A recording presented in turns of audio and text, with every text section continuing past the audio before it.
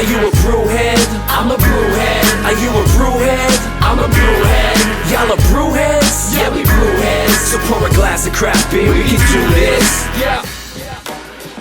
What's good, y'all? This is Cee, certified brewhead. And I'm Tiffany, liquid enthusiast. And welcome to episode 19 of Beer and Other Shit Podcast Link Up Series. We are now in the third week of Link Up Series 4. It's been great so far. I like how you slowly pull all the 'Cause I'm numbers thinking together. as I'm You're like, and 19 and 4. Yeah, there's a lot of numbers. Every episode. I'm just loving the series so far. It's been incredible. Great conversations. And always grateful to those who have joined. Absolutely. So we had the first week, obviously, with Willowbold. Second week with Foam in Vermont, the first time that we sort of dabbled outside of Canada, which is very cool for us. And now we're bringing it back home. So week 3, this is a brewery I've been a fan of for a long time. I connected with them, I think it was last year. Awesome people, awesome beers, and obviously, they care about the community doing something like this. So guys, please welcome Uncle John from Elora Brewing in the building. Uncle John, so nice to have you. I was getting uncle vibes. I've never gotten uncle before. I've gotten like John Boy. Okay. John Boy a lot. I get that, John but Boy. never John John. Boy. Where's that one come from? Yeah, where's that from? That's Is interesting. that like Canadian? I don't know or something. I don't know. One of my friends' dads, he calls me John Boy, always. Like from the very first time that he met me. Right. He's like, "Hey, John Boy." I was like, "All right, all right." That's We're going with it. Johnny Boy is a thing. I will say, like anyone, but there's usually it's like a Johnny or something like that. Yeah, like you add something to the end. Like people call me Craigie Boy. That's actually a good thing. when you add the Y. But John it's Boy. Like my grandpa will call me that or something. Yeah. It's not John. So you're not an uncle yet, then that's basically that's really what I'm getting. I am an uncle. Oh, so Uncle Johnny. Look at that. I felt it. I got strong uncle vibes. We digress. John, thank you so much for hanging out tonight, bro. Really appreciate it. Great to see you again, and great to meet in person today, finally. And thank you for bringing Elora in to Link Up, man. It's been very cool. I know we spoke, must have been earlier this year. We were looking at maybe the series before, but it made more sense to do this one. So thank you very much for you and the whole team for getting involved, man. It's very cool. Really appreciate it. Yeah, no problem. Like I had sort of expressed to you sort of in the past that it's something that that I and we have like really sort of loved like watching you guys do. It's a really cool, fun project, and it's sort of done well, and it's definitely something that just getting more diversity within beers has always kind of been like a thing that I think a lot of brewers have been conscious of. So it's like it's nice that this opportunity is sort of just available for us. So we couldn't not participate because it's something that we believe in, and you guys have always done such a good job with it. So it's like, please, like let us participate. I appreciate that, man. Thank you a lot, man. It's awesome. It's a great fit. And I'm really excited about the beer that you have done. It is a style that we have not had in the series, which I think is like super cool. I always love when that happens. Our first series was which was also great. It was like full on IPA. It was like IPA season. I think like one person didn't do an IPA. No, it was all IPAs. Oh, it was a black IPA. Oh, the other one was a black IPA, which I love IPAs, so that's fine. But it was really funny. Everyone's like, "Yeah, we're doing IPAs." But this one, it's like there's different things coming. I feel like since then it's changed. Yeah, like the first series was all IPAs, and ever since then it's changed up, not drastically, but this is a brand new style. Yeah. For us now, this here is it going to do it, or because if there's two of us, it's not going to work? Oh yeah. Oh, it's not going to work. Okay, that's fine. This is the English mild that you guys delivered in this beautiful bright yellow label. I'm excited to hear about this, man. Let's and a nice light drink too. Yeah, 3%. Yeah. Whilst we document it, as you know how we get down here, do you want to tell us about the beer, the inspiration behind it, why English mild? I'd love to hear. Yeah. So. To the all the other beers that have kind of like come out through Link Up.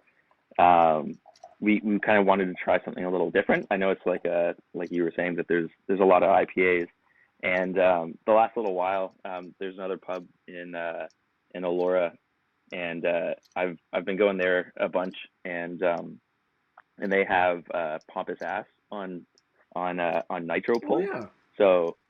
So like that's been really good, and nitro. And so I've just been like craving sort of like those like laid back English beers, and then when Dave and I were talking about this, I was just telling him how much I've been loving that sort of laid back beer, and all the sort of like more laid back, easy drinking beers have been going really well at the brewery, with everybody kind of coming in, and yeah, so we were just like, let's change it up. I know it's not like a crazy exciting style or anything like that, but it's just like sometimes you just gotta shake it up and have a nice chill beer. It doesn't have to be a knock your boots off beer all the time.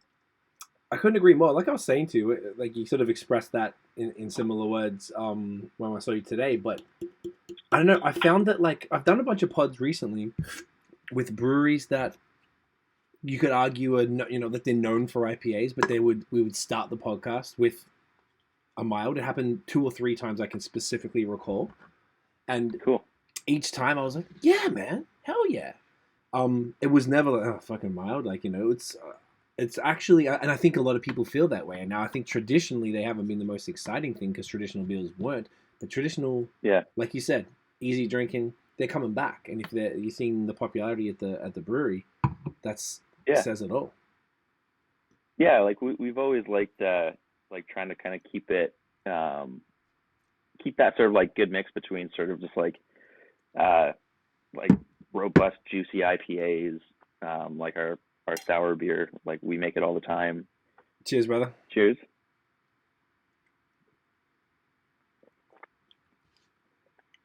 Yeah. Delightful. Yeah, it's like pretty smooth. Mm-hmm. Yeah, very caramel. Like good sweet maltiness and stuff. Yeah.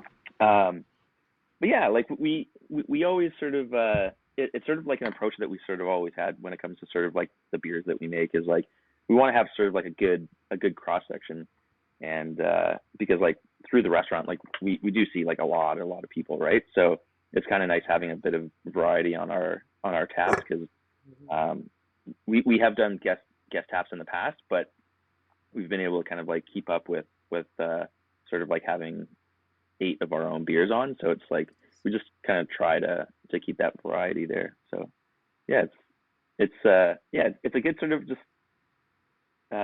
not thinking too hard about your beer kind of beer, right? Like it's made well, that it's like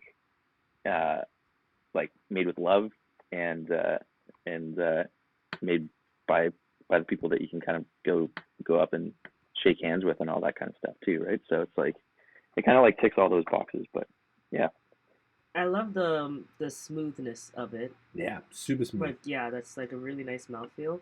And then it's like it's like darkish candy. Like toffee, like toffee. Yeah, it's like toffee. Yeah. Yeah, is that right? Caramel. Does that seem right? Caramelly. Is that the vibe?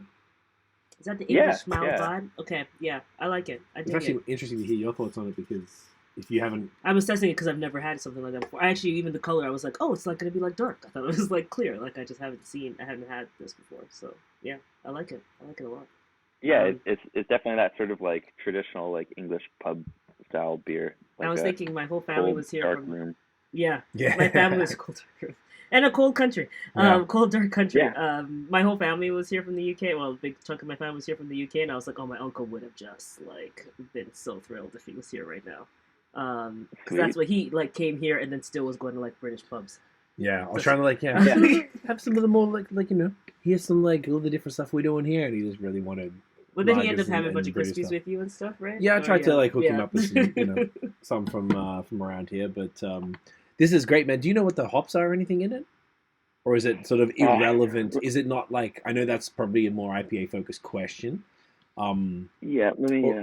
I can tell you. Because I imagine it'd be like, I don't know, what's it called? Kenting or something like that? Or like Fuggles or something? Like those sort of like real traditional, like sort of British nobles.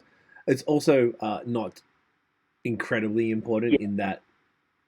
Like I said, that's more of an IP question. Yeah. Yeah. So like, I think we probably would have. Dave hasn't filled in our beer master list, so I don't have all the ingredients in front of me, but I'm pretty sure we would have used some local hops in this. So probably like Cascade. I bet you.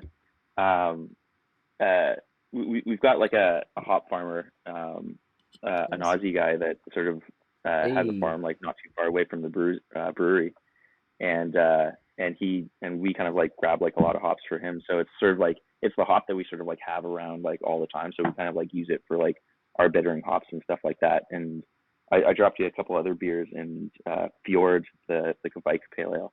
There's like a bunch of his hops in it too. So, but yeah, like definitely not a hop forward beer.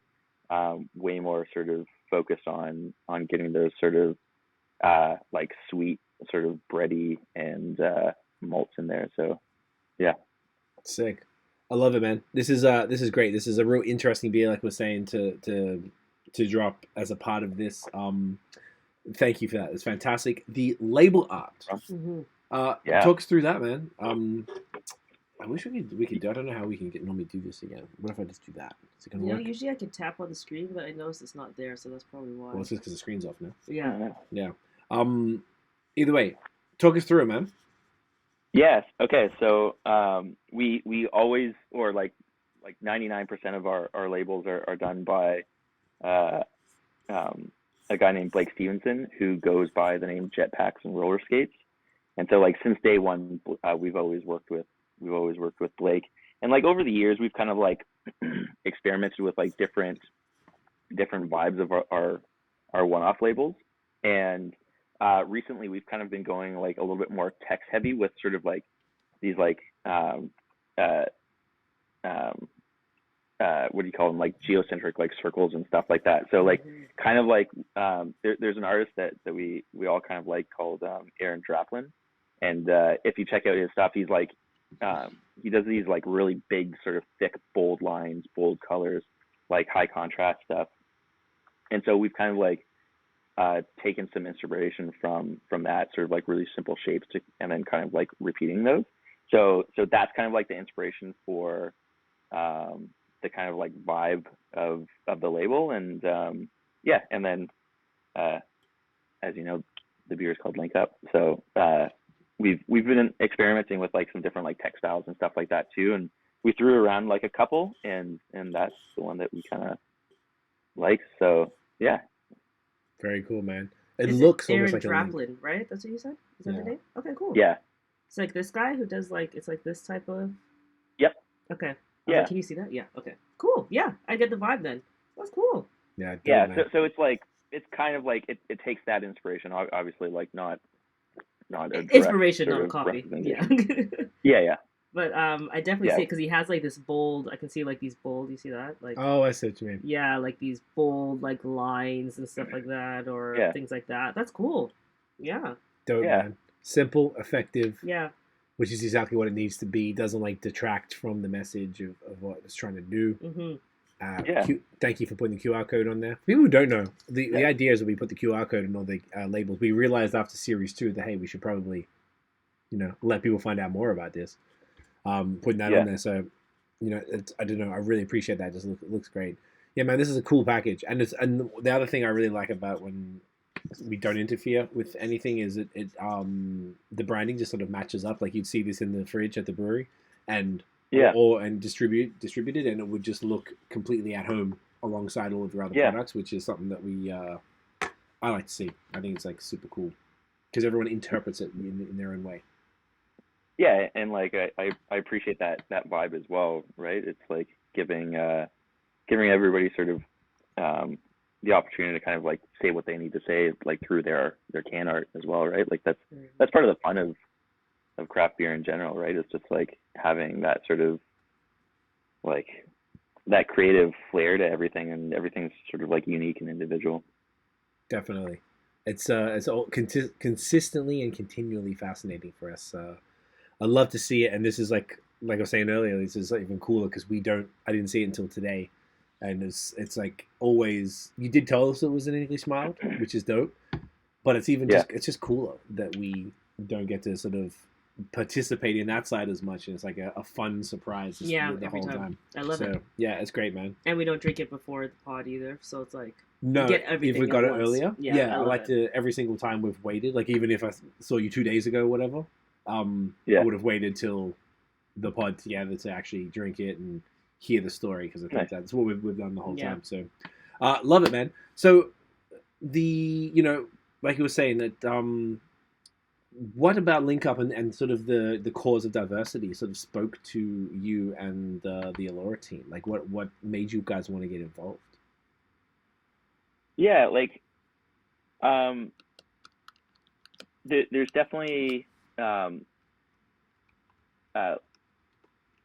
like, we always kind of like have the saying where it's like, if it goes without saying, then like you should probably just start saying it.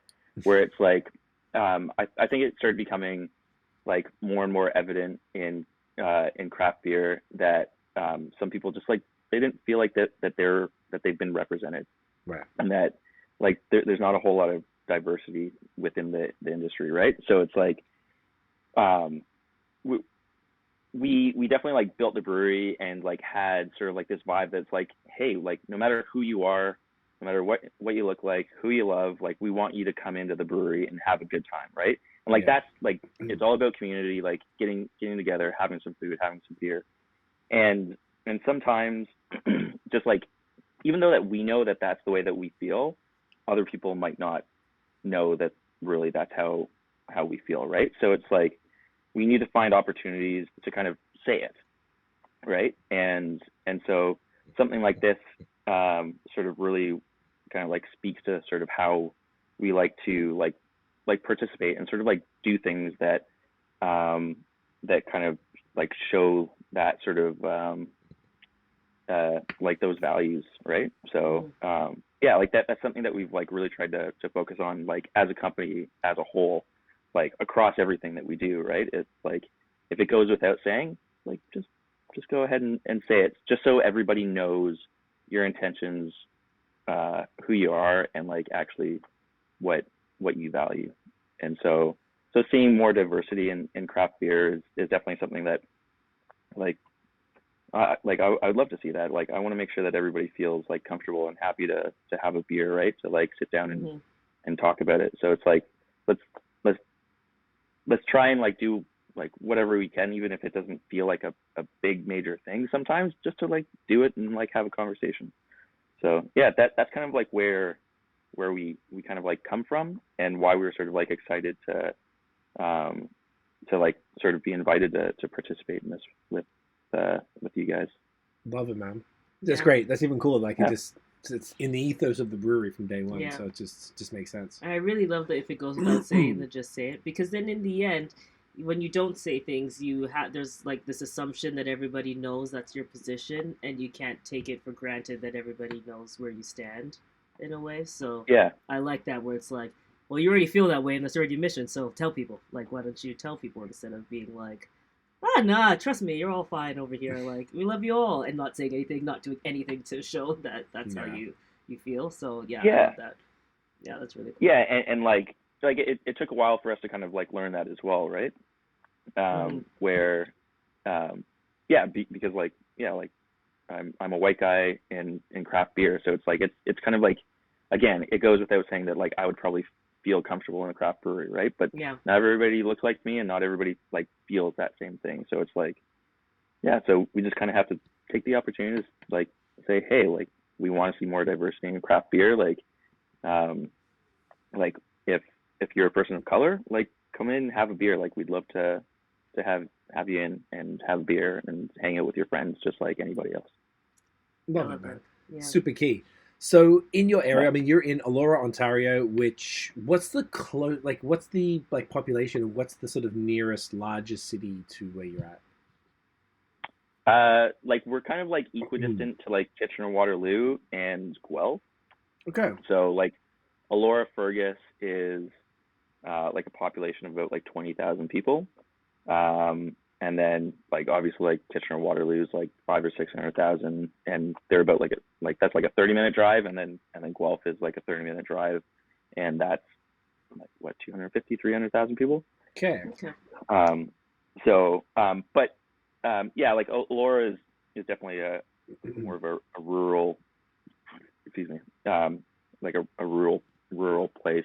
Like housing, it's kind of difficult to find like rental housing and stuff like that. So so there's definitely sort of like unique challenges to kind of staffing in general, and then kind of like building a team with like a bit more diversity is definitely a little bit more sort of difficult, sort of where we're situated.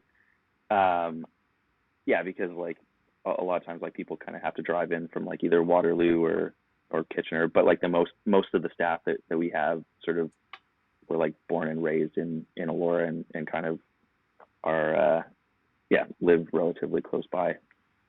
Okay, that's exactly where I was going with this. I was thinking as you were saying that I would imagine the applicant pool are probably relatively monoculture, mostly just white folks would be my guess based on that. Is it like how do you see any like solutions to, because you're not obviously if you're outside of a major city, almost every brewery would have this same challenge. You've got two larger cities close by, which is pretty cool because 30 minutes is pretty reasonable to head out to commute to work. That's pretty cool. Obviously, those cities have a larger, diverse population.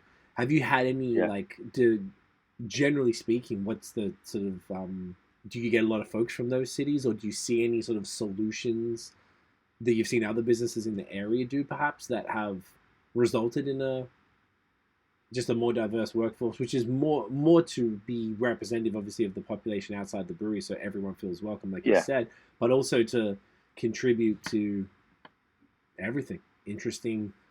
You got a great kitchen there, so food wise for beer ingredients, things like that, and just give you different perspectives to then make the business perform better and be more efficient and such.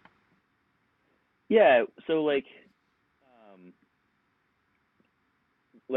we again, like we can kind of like do things like sort of like participate and link up and sort of just like, again, like kind of say that, hey, like we want to be sort of like a diverse, like welcoming business and stuff like that, and hopefully that like once like job applications kind of like go up and stuff like that, maybe somebody who might not have thought about sort of like submitting an application might actually do it. Right. So we've put on our job applications sort of like a short paragraph sort of at the bottom. I can't remember who I was talking to. Like it might have even been you, but I can't remember. Somebody mentioned somewhere along the somewhere that like people of color apparently don't, like if they don't meet the job description perfectly, they're not as likely to apply as sort of like a white person. So like we said, we kind of put a little blurb in it where it said, if you don't meet all the criteria in this job application, but you think that you would still do well at the job, send us a message and let's have a conversation. So we kind of like do stuff like that where it's just like at least we're kind of trying to sort of open up the opportunities there. If it's small things like that, just like the wording of like the way that we kind of do our job applications, like just trying that stuff to maybe like get some more diverse applicants and stuff like that. But one of the cool things, and then like maybe this like down the line will kind of like lead to a little bit more like diversity in the community, is that like there's a lot of like non-white tourists that are coming out to Elora now, right, which is awesome. Like just even like the patrons are like, I'm seeing more diversity, which nice. Is like a nice thing to see. Just because Elora is just such a hot tourist place right now, right? So it's like we're getting those opportunities to at least like have those interactions with people where like prior to like the last couple of years, like even those opportunities weren't sort of as frequent. And actually, like just the other day, I'm pretty sure she's from Kitchener. This Chinese lady is doing sort of like a Rogers what do you call it, public access TV show or something like that, where she's kind of like it's a food focused thing, and so she came out and she talked to our chef, and like they talked about the food at the brewery, and then she's like doing a couple more restaurants in Elora, but then she's translating it to Mandarin, and it's for a Mandarin audience. So like that's a really cool opportunity to kind of just like reach Mandarin speaking audiences, right? Yeah. So definitely. that's kind of like a cool opportunity that like again like until recently where Elora's become like a little bit more again like touristy, that like maybe that opportunity wasn't there. So like that's a cool thing. So like we're really happy and excited that we're getting those opportunities, and hopefully it'll either lead to sort of more people participating in craft breweries or in craft beer, or like the ultimate goal of like getting some more diverse applicants through the door. I think that could definitely happen. Yeah, that's really cool. My first question is, what's going on in Elora? Like, what's the what's the attraction, like additional attraction that's happening? Because you said it's like all these tourists now. Like, what's popping over there? Yeah, well, like the last so we kind of like we were sort of like the first new business in Elora about like 8 years ago.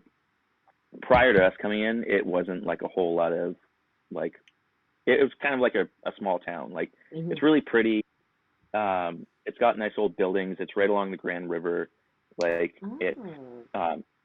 it's sort of like naturally beautiful and then aesthetically beautiful just from like the sort of the architecture of like the late 1800s.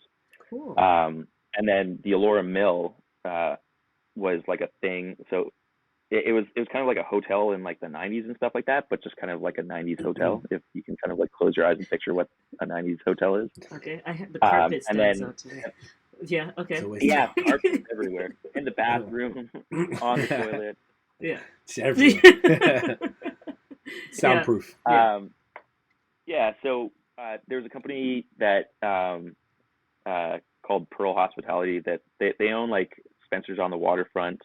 They own like the Ancaster Mill. So they kind of like specialize in buying old mills and then like dumping in like insane amounts of money to sort of make them like food overnight wedding venues. And so we had known that the mill was purchased by this company, and they also bought like a huge swath of land on the south side of the river. So like we knew that there was going to be like a ton of development, and their whole thing is just bringing in sort of people like crazy. So like we knew that Elora was going to get kind of nuts. Right. And so in the last 8 years, like the mill opened in 2019, in the summer of 2019, and then they've like just started construction on like the south side of the river. So they're building like a big condo. They're going to be building like a convention center and like like all this like crazy stuff. Like it's nuts. It's nuts. Wow. So we knew that like it was going to start becoming like more of like a destination place. And then like over the last 8 years, like there's been like a lot of like really awesome restaurants that have like opened up. Like there's like really cool, like traditionally Elora's been like it was kind of like a hippies artist haven in like the late 80s, early 90s. So like there was a lot of people that kind of like left Toronto, came out to Elora because it was sort of like rural but nice looking. And so there's like tons of like amazing artists out here that are kind of like nearing their sort of like retirement age and stuff like that. But it kind of like developed this like quirky arts and music scene out here. So that's kind of like why like we kind of like fell in love with it, and but sort of knowing that it was kind of gonna blow up a little bit more. So yeah, cool. So it's definitely a nice place. It's really walkable, drivable from Toronto. So yeah, it's giving like you're sounding so much like Montreal when you're describing it, which I thought was very interesting because it's the same type of vibe. where like Yeah. very creative, very artsy, but they also have like beautiful architecture. Food. Food is incredible. Yeah, we should go visit. Yeah. We love beautiful. Yeah. Like we love We love a just talk about scenery. that. Yeah, I was like, we I've love. been meaning to do it for ages, Okay, and now cool. we're close. Yeah, that's definitely our vibe. So that sounds Yeah. cool. Definitely want to visit. Yeah, Awesome. I've definitely there's definitely an open invite. I'd love to have you guys up to the brewery for lunch and some beers. Awesome. Yeah, No, we thank definitely you. need to. Yeah. We spoke about it since the last time. This is in Montreal. It's a lot harder. Yeah, now it we're is- much- now, yeah. now we're good to go. Yeah. Yeah. That's you- so cool. did you have a That was my follow-up? first That was question. your first And, question? my second thing was more just a point, like loving to hear that like the tourism increases, because I think you all will see that, like you're saying, in the brewery. I think that definitely will trickle into like workforce increasing, because like if you open a convention center, you're going to attract more jobs. If all these things start happening, more people are going to come in. Yeah. And eventually they have to be diverse. So like, and I think like you already ahead, That's being true. clear what you stand for, I think will attract people more as well. So it just seems Yeah. like that's going to be bound to happen, which is awesome. I was Yeah, even- yeah. Hopefully, like yeah. it kind of feels like that's the way that's kind Mhm. of going. So, so hopefully it kind of like rolls out that way. But yeah, like I said, there's like still stuff that like we kind of do that we sort of integrated into sort of just like the everyday things that we kind of do Mhm. that hopefully it has an impact. It's very cool. Yeah. Even like having that TV Yeah. show that was translated into another language, like even if you think it's people speaking Mandarin, I don't know if is it aimed at Canadians, or is it aimed at people actually in China? I think it's like Mhm. like Chinese Canadian. Sick. So then that's actually even better. So that's targeting Yeah. a community who don't have English as a first language, and then maybe there's people who are either mildly interested in beer, or they've been to a brewery before, or maybe they like beer and they'll see this, like, oh, that looks cool. They go, they get converted into craft beer by going to that one place, and then boom, they become craft beer fans, and they just, wherever they go, they become like the rest of us, all, who are already into it, and you almost seek out destinations based on the breweries that are there. Yeah. I haven't heard of that in all of Yeah. these conversations that we've been having. That is really, really interesting, coming from the perspective of the language, as Yeah. far as Yeah. targeting different communities, because that's what you want too, right? Like if there's obviously Toronto is it the most multicultural city in the world, or it's at least in that conversation. It's something in the top for sure. Yeah. Yeah. So there's basically everyone you can think of from every country, background, whatever it might be, and sometimes you need to, go to them on their terms, meaning present something to them in something they're more familiar with, whether it be language or something else. I think that's Yeah. fascinating, man. I'd be curious. Has that aired, that piece? No, like they just filmed it on Wednesday morning. Yesterday. Oh, wow. Today, Thursday. Yeah. Nice. Yeah. Today, So, Thursday. so they filmed it yesterday morning. Okay. At the brewery. Yeah. So I'll let you know like when it airs, or like if we like get some clips or something like that, I'll shoot them your way. But yeah, like I please. said, it was just like it's a really cool opportunity, and kind of like fitting that sort of happened Wednesday, and like we're having like this conversation, because I think it's an opportunity to reach a group of people that like in no way, shape, or form like could we have that same sort of impact without us sort of having been sort of invited and like taking that opportunity. So yeah, so like I'm happy that sort of popped up, and like the whole team was like really pumped about it too. Like our chef was like, I was talking to him today. He's like, well, I don't know. I was like, I don't know how well I did. And I was just telling him that like our marketing guy Nate was just like, yeah, like Jordan like absolutely crushed it. Like he was on. So yeah, so it's good. Like everybody was feeling good about it. Everybody was like really excited about it. I'm just like grateful that we had that opportunity. It's very cool, man. Yeah, really. I'd love to hear the results, like maybe in like a month or two. I'd be curious to hear if you've seen any. I mean, it's going to be pretty hard to directly correlate it, but I imagine if it's headed, if it's aimed at Mandarin speakers, you're going to notice those people in the brewery if folks are coming through. Yeah. And that would be really interesting, even on a qualitative sense, just like a case study to hear like, okay, well, something was presented to people in their language to show the benefits of doing this stuff, and then that may have converted or interested people. Obviously, it's beyond just beer. It's the whole, it's the food, it's the town, it's the experience, but still, that is a direct contributor to, might blow someone or visit and blow their mind, and then all of a sudden they're in the Niagara Brewing School and hitting up link up for a Cicerone, like, let's go. Yeah. I love that. No, I think that's really cool. So was there any other community type of work like this, as far as, whether it's events or collabs or other sort of things like this that you guys have worked with in the past? Yeah, so so the only other two artists that we've ever sort of like opened our can art up to have been two Indigenous artists. Luke Swinson, who's like blown up in the last couple of years. He's a Kitchener-based artist. We did a Canada Day beer with him, and what year was this? I can't remember if it was. I think it was 2020 that we did this, or 2019. I can't remember. But all the years are blurred. Yeah. We wanted to. Yeah, I know. We wanted to do like a Canadian pale ale, so like all the ingredients were Canadian. But when we were and we wanted to release it on Canada Day, but when we started thinking like what would we do in terms of like an art, or like what should we do for can art? Like doing sort of like the traditional sort of like Oh Canada, like beaver or like maple leaf kind of thing. Like that was never like our vibe. And it's like sometimes like I don't like doing things like easy, right? Like you can kind of like think about things and make them like more meaningful. Yeah. So we said this girl who was doing our social media for us at the time, Beth, I'm pretty sure she recommended, she's like, hey, like why don't we ask Luke Swinson to do the art on it?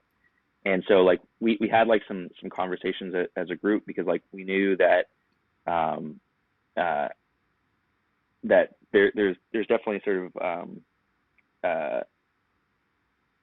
what's the best way to put this? It's like a contentious point with alcohol and with the like Indigenous beer, but also with Canada Day. alcohol, But with Canada Day and the alcohol, Indigenous community. And alcohol and the Indigenous community as well, right? So it's like we kind of like took our time. We thought about like how we wanted to ask Luke to kind of participate, and when we ended up like reaching out, it turned out that like he was like, oh my god, like Elora Borealis is one of my favorite beers, like let's do this. And so we kind of like left it up to him, where we kind of like told him the concept of the beer, but we said like it's kind of like your art, so it's like we're not going to tell you like what subject matter to sort of address or anything like that, but so he ended up like he takes like a lot of inspiration from like wildlife and stuff like that, so he ended up doing like a blue heron, because like blue herons are like all over like the Grand River, and so like he sort of like talked about what the Grand River meant to him, like what sort of doing a beer like this, or sort of contributing to like this project sort of like meant to him, and like why it's sort of like a difficult topic to tackle, but like also an important one for him. And it wasn't too long after that, I think the following year, there was like a project. I should have brushed up on what it was called. It was sort of like a larger collab to support missing and murdered Indigenous women. Oh, and then so Chief Ladybird, I think she did, was it Great Lakes label, and she got like a lot of blowback, like a ton of blowback online.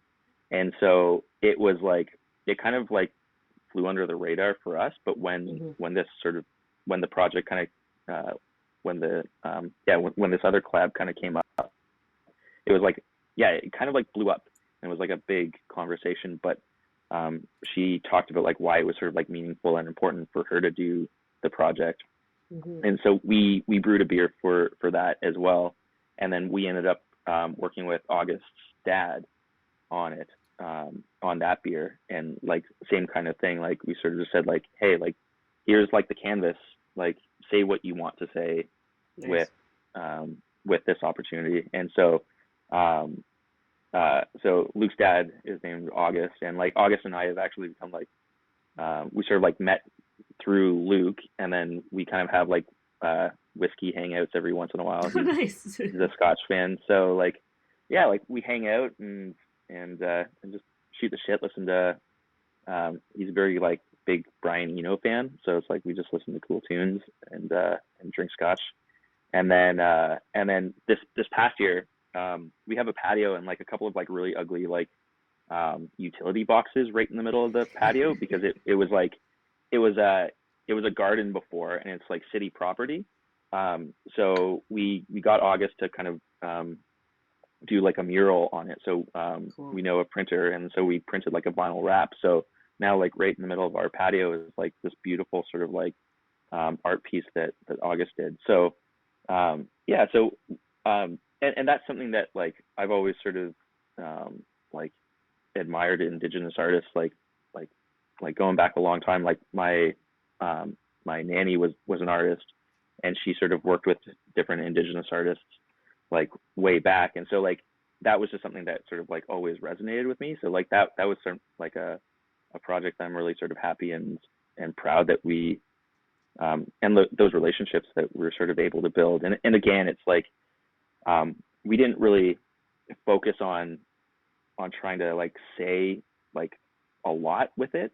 We sort of just like we sort of built the relationships and then sort of like gave the opportunities. And that's kind of how we've sort of like approached that in the past. But that's always been really fun because it's sort of like nice having somebody else's voice on our products, or sort of just like in our brewery. Mm-hmm. That's dope, man. I love that, and because the whole when it comes to like partnering with those, say, other communities. So like whether you're partnering with the Black community, which we do a lot of projects, say with Black and Latinx communities as part of our main work, which is our social media agency. And the whole thing is that we never impart on their creative at all for anything. It's always like, this is what's happening, this is the scope, but like we're just the platform. So it's always like, you know, like that's how it should be approached and respected, is that like we're just the platform, but it's your voice. So like we're not going to impede on that at all. And I love that's what you're doing. And building those like organic, real relationships. If you're sitting and have a whiskey with someone and playing music, that like you're building real relationships. Yeah, I love that. Like, that's really cool. You can't replace that. No, like if you're going to work with you know, whatever, you're doing it for a cause. So instead of just like, I don't know, just doing it amongst yourselves with no Indigenous representation in the staff, you're like, well, how about we reach out? Mm-hmm. And it worked out, and then now you've got these real relationships that you can just help each other. Yeah. And it's, I imagine both of you, both Luke, August, and yourself and the brewery have sort of all benefited from working together like this. And it just kind of makes everything stronger and better. Mm-hmm. And it all sort of came from just like a beer idea, and you wanted to do it right, and you want to involve the people who are most affected by what the beer was for. It's a great example. And Tiff was kind of talking about it, but yeah, like there's like Canada Day and Indigenous people, like it's a weird thing, right? Mm-hmm. So there's different ways of like celebrating Canada, and like we wanted to do it by saying like, hey, like we want to like let somebody else say something. Like we don't like we didn't feel like we had like anything to kind of like say at that point, right? It's like here's like we're sort of making beer, and like we sort of want somebody else to kind of say something about Canada Day that's like not like a white guy making beer. I love that. I love the approach. Yeah, I think I think so too. A really important it's lesson. Really thoughtful, and just really thoughtful. Yeah, I feel like almost like beyond beer, people are watching this just in general. Like, yeah, you can take that lesson and apply it to anything. It's just like it's the way to go. Sometimes, you know, you can do something without you speaking. Yes, and that's the inclusion part that always gets missed in the diversity conversation. Yes. So I think that's really cool. Yeah, and by including them, everybody wins. So Mhm. it sounds like it's, and I imagine that's, you've had such a good experience with that. From what it sounds like, you just repeat that process as things come up in the future, and actually extend that offer to a community and be like, yo, we want to do this, we'd love to work together, and then boom, and then you never know where it could take you. It's very cool. It's always been try and go into things with an open mind, and not feeling like you have to be the one to say things sometimes, right? Because this is like new territory for me, and like I feel like I'm gonna like fuck up sometimes, right? Yeah. And it's like, but like the intention is there, right? And so again, it goes back to sort of like taking opportunities when they're sort of like in front of you to kind of, again, if it goes without saying, just kind of say it. Yeah, I love that. Exactly that. That's the perfect way That is the perfect, to bring that one on home. Let's do the thumbnail real quick, and then we'll wrap up on there, and we'll finish up off air there. You want to hold up the old can? There we go. Ready? Glorious. John, where can everyone find Elora online? At Elora Brewing Company on the gram. We're on, remember Facebook? We're still on there. I think I think we've got a TikTok. I'm not personally on TikTok. You but do. I know that we're on there. We do? Yeah, you do. Sweet. Okay. Yeah. Okay. And then elorabrewingcompany.ca. Company spelled out in full. So check us out. Grab the beer. Going towards a good cause. So love it. Yeah, thank you again for the opportunity. Like, love the conversations that we have. Again, it was really nice to meet you in person finally. And yes. Thanks. This is awesome. Thank appreciate you. it, man. Really appreciate you. Really appreciate the beer. Yeah, and you participating. So thank you. It's very dope. And is the beer just available from the brewery? Can they order it online? Is it going to be distributed anywhere? Oh yeah. It's gonna be available online. So like we ship like right across Ontario. So yeah, if you want it anywhere, you can grab it. And then the sales team will kind of have it in their arsenal. So like we've been kind of letting people know that it's coming down the pipeline. So hopefully we'll kind of see it up at some bars and restaurants around Ontario. Love it. Amazing. So make sure you grab it. You're going to need a 6-pack of this one, guys. Johnny, I'll quickly wrap this up and we'll finish up off air. Thank you again. Appreciate you as always. Everybody, thank you for watching and listening. If you enjoyed the episode, smash the thumbs up, hit subscribe below, hit the notification bell so you know when the new drops. Follow us everywhere at BAOS Podcast and, of course, at Link Up Beer. Anyone who's interested in applying for the program, hit us up it's www.linkupbeer.org. You can apply online, goes through to the wonderful Danielle, and she will chat with you and take it from there. We are right now basically coming up to the middle of Series 3. It's flying by every time. Yeah. So stay tuned for the next episode. Guys, we'll see you in the next one. Bye. Cheers.